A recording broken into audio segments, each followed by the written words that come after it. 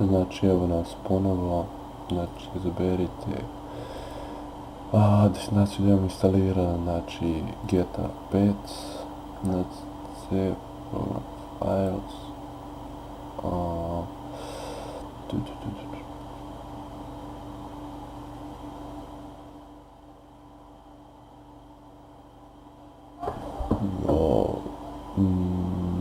Evo ga.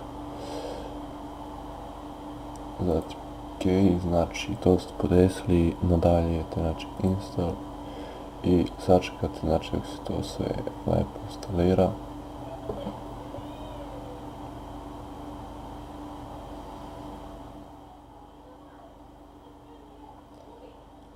Znači ako vam ovaj snimak pomogao, subscribeujte me ili lajkujte i također posjetite znači moj Facebook profil, imat ćete istu u opisu snimka, zatim link moje stranice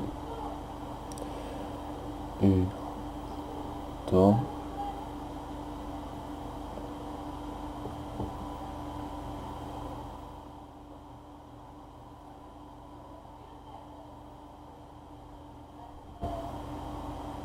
Dobro, ovo ne ide toliko sporo da prekidam snimak pa da ga nastavljam kad se to sve instalira. Sačekat ćemo da ne vidite čisto koliko traje taj proces. Znači nije nešto dug.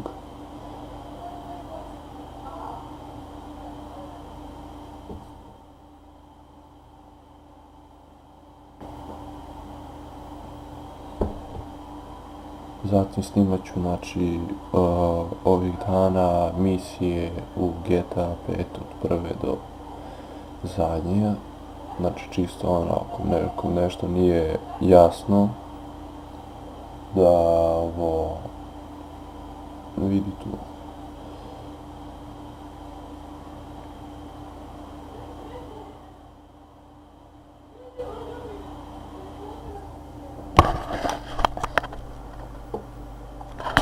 Znači još malo samo se instalira.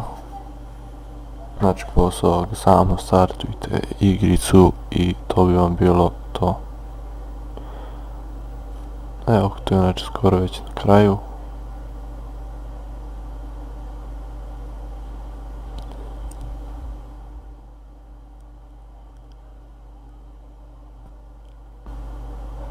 I eto, to bi bilo to, drugari. Sad ću vam tu sve živo da vam još stvara, gasiti, to je to, znači pozdrav drugari, vidimo se u nekoj drugi epizodi.